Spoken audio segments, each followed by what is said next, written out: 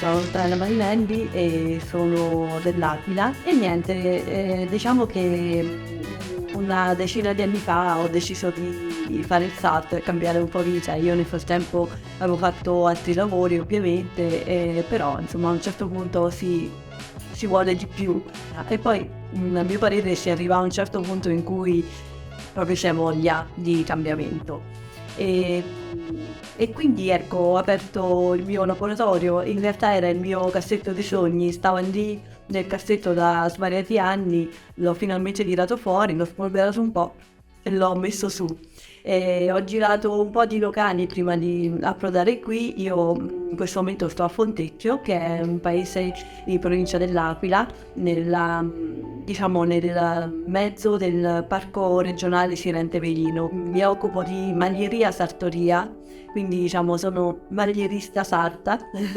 e, mi piace la maglieria perché ho cominciato a studiare i filati, ho cominciato a lavorare e trecciare da bambina come tutte le persone della mia età, ho imparato da mia nonna e mi sono appassionata. Poi l'ho fatto per hobby ovviamente, e poi insomma tra la scuola, l'università, gli studi, insomma così, la vita ci porta altrove, però fanno un giro immenso e poi si ritorna. E quando si ritorna si riprende quello che si è lasciato. E io ho ripreso i fili che sono stati il mio primo amore. Prima io facevo l'impiegata, la ragioniera, lavoravo per un'azienda privata e questo l'ho fatto per 20 anni. Prima ancora facevo l'insegnante. Il lavoro d'ufficio è alienante, per cui farlo specialmente quando passa l'entusiasmo, perché insomma non è facile tra le varie crisi, insomma tutte le varie gli istituti dell'azienda, alla fine ti viene. E io proprio stavo male fisicamente a un certo punto e questo mi ha spinto a dire adesso vai più.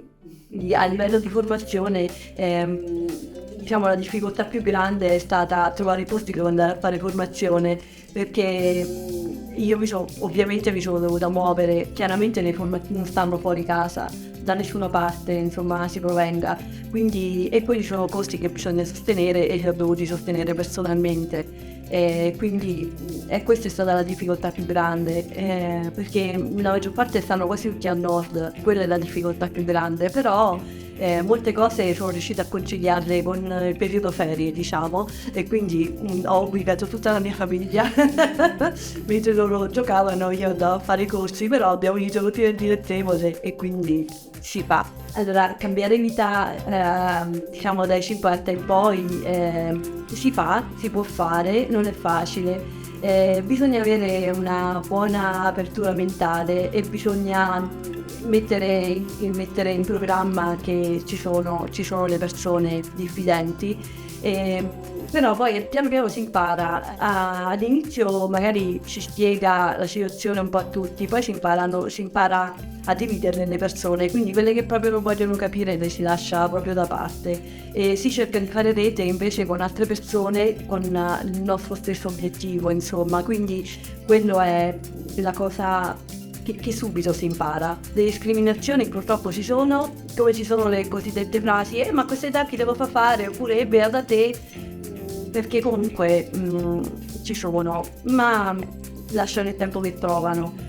Io ho avuto diciamo la fortuna di avere la famiglia che mi ha appoggiato le mie scelte, quindi mio marito e mio figlio hanno appoggiato le mie scelte. Per i miei genitori io non faccio niente, non riescono a descrivere i miei genitori, almeno che non si fa l'impiegato, l'operaio, altri tipi di lavoro giorni. Per quanto riguarda la pubblica amministrazione è un po' nero, perché le piccole attività per la pubblica amministrazione non esistono. Purtroppo gli enti hanno questi progetti mastodontici dove le piccole attività non ci sono mai. Fanno progetti enormi con grandi ambizioni, ma alla fine è solo pubblicità e marketing, finito il progetto, finito tutto, non ha più continuità.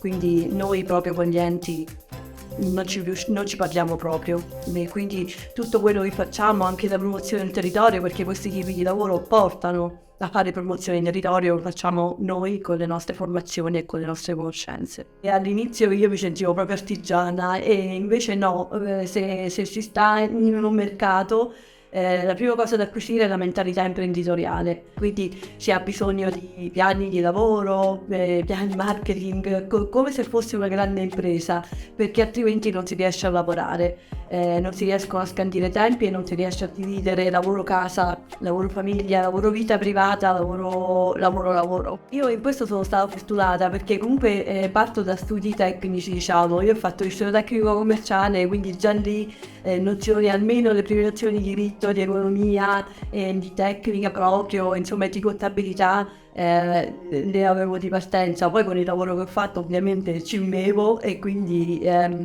sono stata avvantaggiata. Chi non lo è deve comunque fare un minimo di corso base perché all'inizio quando si parte con le piccole attività non è che hai una storia di collaboratori che ti risolvono i problemi e quindi all'inizio devi essere tu che ti fai la contabilità, tu che ti fai la pubblicità, tu che segui i social e per il 2% fai il tuo lavoro. Nonostante le difficoltà, nonostante non fosse tutto rose e viola, però è comunque appagante. La sera finisce la giornata con l'idea di aver fatto un piccolo cambiamento nel mondo o comunque nel mio di mondo e questo è essenziale. Questi sono dei lati positivi, anche poi conoscere persone di qualunque tipo, di qualunque genere, di qualunque nazionalità, questo aiuta tantissimo, anche per approfondire determinate cose che magari spunti che prendi, è una finestra sul mondo, cioè se io non posso andare in giro per il mondo, però è il mondo che viene da me e io ne approfitto e questi sono i lati positivi.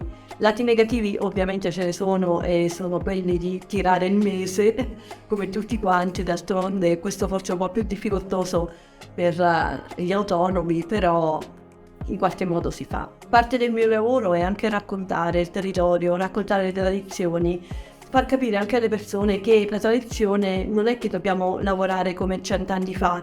Io sono una donna del mio mondo, cioè ci sto benissimo, mi piace la rete, mi piace tutte le comodità, io ci vivo benissimo.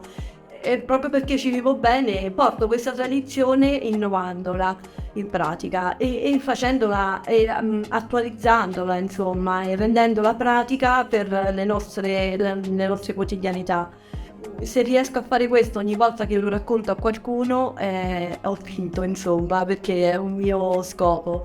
Io ho fatto una scelta che il mio di lavoro è ancorato nel territorio perché altrimenti non avrebbe senso e quindi anche tutto il resto deve esserlo. Se vai a un commercialista romano e non conosce bene, per esempio, l'Abruzzo, non perché lui sia un incompetente, ma perché se non conosci il territorio, cioè il lavoro deve essere ancorato nel territorio. E bisogna muoversi per trovare il professionista giusto con cui iniziare a un discorso, perché è vero che si cambia vita, è vero che è una scelta, tutto gioia, tutta eccitazione, ma una base di questo tipo ci deve stare, perché insomma i professionisti servono per questo, ognuno ha le competenze sue. Il consiglio è che non bisogna soffermarsi troppo al passato, cosa che all'inizio è facilissimo fare, già l'ho fatto, però poi sono inizia vita, perché se si pensa troppo al passato non restiamo immobili, perché io personalmente rimanevo terrorizzata dall'idea, perché è una scelta ma non è facile, cioè è vero che è una scelta di vita ma non è una scelta facile, quindi l'unica cosa che ti posso dire è non rimanere ancorati al passato, quindi viversi nel presente e andare avanti.